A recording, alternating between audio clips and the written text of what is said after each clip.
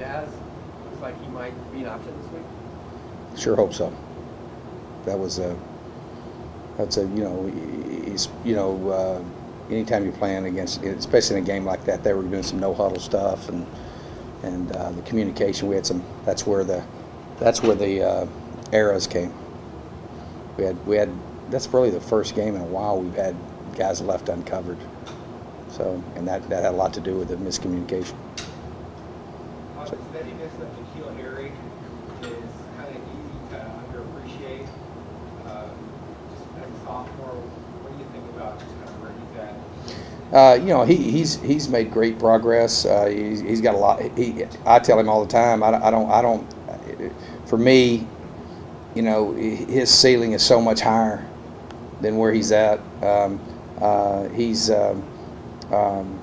Man, I mean, he's a workhorse. He does a great job. I mean, he's had, I think a really good year, moving around, doing different things with him. He plays an enormous amount of snaps. I wish we could minimize that a little bit more because I think that hurts sometimes with productivity. I got him going on punt return. We're going to look at him on kickoff return this week a little bit, ways of getting the ball. He's really good at that. He wants to do those things. So he's just got to continue to mature, and but I don't think he's 10% as good as he can be. That's how much more growth I think he has, and but he's been. It's nice to have him out there to throw the ball to. How does he compare to Jalen Strong early in his age? Well, it's hard to do that because Jalen, went to junior college his first 2 years, and so I didn't see him there. But I mean, that's, I'm kind of careful about that. I mean, Jalen Strong now, that's pretty high standard. That guy was, for us and what he did for us and how dynamic he was and taking the ball. He'd take balls to the house and all that, and I think N'Keal can be as good as he was. And maybe I think be better, but he's just got to continue to work. It's really, really hard for guys that are very, very talented to understand how important it is to get better fundamentally. You know what I'm saying? And that's something that I told you N'Keal has that Jalen had as well. Is they work. They work hard in practice, but it's all the other things. It's not just, you can't just, you got to have all those things. And I think N'Keal's grown a lot in that regard. And he wants to be the best in the country. So when you ask me those questions, that's the standard I'm coaching him at. And he'll tell you, I'm on him. And I'm trying to be demanding because I want him to reach his goals. And we're a ways from that.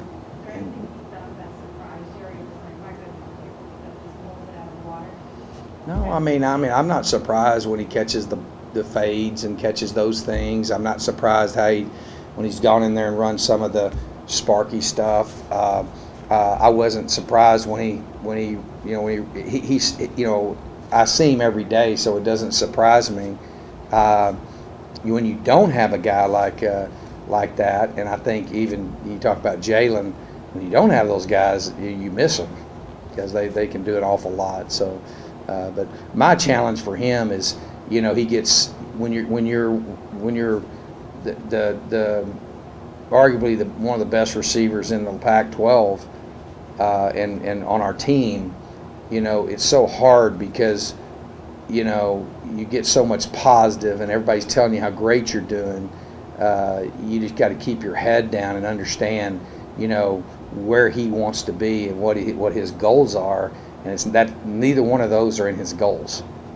His goal that he told me he wanted to do, he wanted to be the best in the country, and he wanted to be respected by his teammates and be a leader on our football team. And so to do that, he's got a lot of work to do in that regard. So that's kind of the way I look at that, because I think that's one of the things that hurts a guy. I think you look at guys that have a lot of success. I don't want to name people, but people will have a great year, and then they'll come back and and they don't have as great a year. And a lot of it's because you sit around and talking about how good you are, or talking about how everybody telling you how good you are. In all reality, I'm being honest in that, he's not even close to what his potential is. And so the best thing to do is ignore all that stuff. Now, he is, he's the guy. I mean, he's the guy that, so is Kyle Williams. So is DeMario Richards. I mean, we got a lot of guys that we want to get the ball to. But this is a performance business, and you have to perform. You know what I mean? And I think he's done a great job. But there's not, he ain't anywhere close to where he needs to be. I think his mental maturity. I think he's getting better in that regard. Not being, he's such a competitor, and sometimes that can be good and that can be bad. You just got to play the next snap. He gets a lot of double coverage and he can get frustrated. I think he's done better at that. I think he's growing and maturing. It's not something that I tell people. It's so self-awareness is big for great players, because I just don't think very many people want. Everybody wants to cheer for great players. They just don't want to coach them. And I'm not gonna be the cheerleader. I'm gonna coach them, and I think that in doing that, that's being honest and that's pushing them and being demanding, and I think he's handled that and has grown in that. I still think we got a long way to go, and the intangibles, those things, the mental maturity part, as he grows and continues to mature there, is what's going to propel him to where he wants to be, and that's to be the best. I think we got a lot of work to go to get there. You were earlier this year. You had a lot of success with your vertical passing game, and not so much lately. What are some of the factors that The different games. Different matchups, different opponents, who you're playing. That has been a conscious effort for us. You run 98 plays, you should score more than 30 points. And I know we scored 37. But we blocked a punt and scored that one. So, because it's so hard, you got to do things to win the game. And so there's games that we've had to, I think the formula for us winning is snaps and time of possession and controlling the ball and minimizing how many snaps we have to play on defense. So I think in that, sometimes you can get kind of suckered into that and you don't get your shots. That's something that's important, that we get those shots. I think we had 3. We had 3 vertical shots last game. We should not come out of the game with less than 10. Where does tempo fit into that? But I just want to win. I don't care how many shots we have. Does that make sense? But you gotta. It's like if you don't get up to bat, you don't get a chance to hit one out of the park. Okay, so that's something that is a good question. That has been a topic of discussion quite a bit. Where does tempo fit into it? You mentioned how you like the tempo. I have been. The kids would tell you in the last weeks or so. I mean, one of the things is trying. That's been the hardest thing. Because everybody uses the term, it's like, I'm going to run a 4-3 defense. I'm a hybrid defense. Well, what does that mean? What does it mean? I mean, there's 100 different variations. Everybody says we're an attacking defense. Well, what does that mean? I mean, what does it mean? I mean, it's so tempo to me. You've seen it in that first half of UCLA game. That was tempo. I mean, relentless. That was relentless tempo working. And you have to make first downs to do that. But I think our guys, that's been what's been, because everybody in the country is talking about tempo, but not everybody does it the same way. Does that make sense? And so one of the things is if you haven't been doing it that fast, it's also hard for you to be able to do it. So I think that one of the things that we needed to try to maintain was to be able to play 4 quarters of tempo like that. And we were able to, most people don't even remember, but when we first come here, that's how we were able to have the success we had offensively. It wasn't that we had more talent than we have right now or anything like that. I mean, I think obviously there's different players, different years. I think that's what Taylor Kelly's value was so high, because he understood that. He understood how to activate the other 10 guys and to get the tempo going.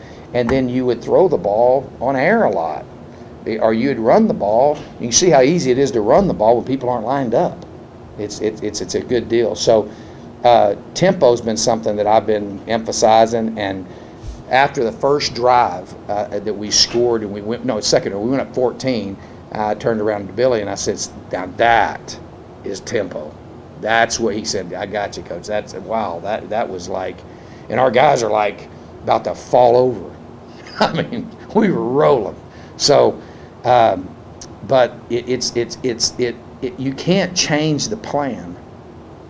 We put a plan in here 6 years ago. You can modify the plan, you can adapt the plan, and you better adapt to your players each year, because your players are constantly changing, right? Because they graduate, and they only get so many years.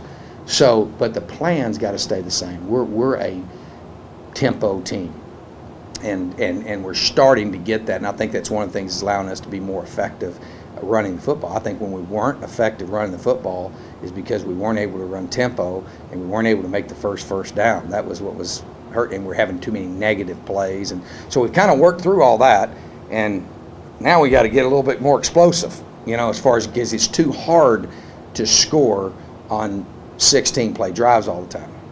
I don't know if that makes sense, but Following up on that, when you're playing against a guy like Josh Rosen, and you're getting into more of a higher play game, does that also make it a little bit tougher on the defense, or then to be a shootout? well, there's two factors. I mean, you got to get off the field defensively. If we'd have got off the field the other night on some third downs, or we would have got some negatives on. We got no negatives as far as sacks. If we could have got some negatives, you get behind in the count, then you get off the field, we would have played 60, 70 snaps. You'd have played 10 less snaps. Every time you get a takeaway, you play 5 less snaps on defense. Every time you get a 3 and out, it's approximately 2.5 less snaps that game. Does that make sense? But we can't manage it any better than we managed it. I mean, as far as controlling the football, we had 98 snaps. We ran 78 on defense. And if we would have made some plays or had some negatives, got some sacks, had some things happen where we'd have got off the field and had some 3 and outs, right? We only had 2 3 and outs the whole game on offense. I mean, so we controlled the ball the way we needed to control it. We need to score points in the gold zone and that type of stuff. But 20 more snaps than the opponent, you should win. So you got to get off the field. We didn't play good enough defensively to get the snap count where it needed to be. Does that make sense? Todd, you talked about the minimum Mhm. standard for the program. You lay that out for the team this week with what's at stake? Yeah, of course. I mean, we start. I'm not saying that's not a goal of our program. I'm just saying that that's just not something. I'm just being honest with you. I mean, we talk. We work these kids too hard. We ask too much of them. We want to compete for championships, and that's what anybody. There's nobody in the country that whatever they tell the media, well, we're just going to play one game at a time or whatever. That's not what anybody has up in their rooms. Our goal is to be Pac-12 champions, and you can look. They're written all over the wall what we tell our players. But they know. I mean, this is important to them. They've worked. This group has sacrificed, worked hard. We've beaten some. We've done some pretty quality things, but we've fallen short of our goal of being Pac-12 champions, compete for that championship. But that doesn't mean to minimize that it's not important to go to a bowl game. That is vital. That's something that we feel like is that has to happen each year because it hurt us tremendously last year, losing those practices. I think losing that confidence you have from we went 4 straight bowl games. So this is important. Don't get me wrong. I guarantee I'm emphasizing how important it is. that every game we win, but to be bowl eligible and to go into the postseason is something that's very, very important to keep building our program. And these guys work too hard not to do that. Where you were earlier this season, does it add significance to achieve this? Yeah, I think so. I mean, it's something we need to do. We need to go win the last. We can control two things, the next two games, and the one in front of us is most important. And so we've got to go on the road to do it. We know it's going to be a challenge. We know absolutely our guys we had one of the best practices we had all year today. I mean, our guys understand how important it is. They know, Stanford went down the last play and could have very easily lost this game, and they'll probably. I mean, they got a good chance to be the champion of the North. So, and we know what kind of football team Stanford has. So, and they almost lost there. Colorado went down to the last series or whatever. Could have lost there. That's the last two home games they played. The senior day, these guys got to. Their kids play hard. I haven't seen any quit from them at all, and they're a team that is very, very capable. They've already shown that, and so we've got to go in there hungry. We got to go in there focused, and we got to know what we're playing for, and it's important what we're playing for, and then obviously go to the next one. How would you put up AJ McCollum last 2 weeks? AJ. AJ, I think, has had a solid year. I think he's done a good job. I mean, I got on him about getting the hands of the face penalty. But I tell you, he's been a guy that has been. We challenged him. He had to fight for his job. But you know what? He rose to the occasion, and we tried to take him out and put somebody else in, and he's a fighter. He's a tough guy. He's a guy I'm really, really proud of. Because he put his head down, his nose down. He said, "No, this ain't happening to me." And he's been very, very consistent all year long. And I'm really, really proud of him. He's done a great job for us. Thanks. All right.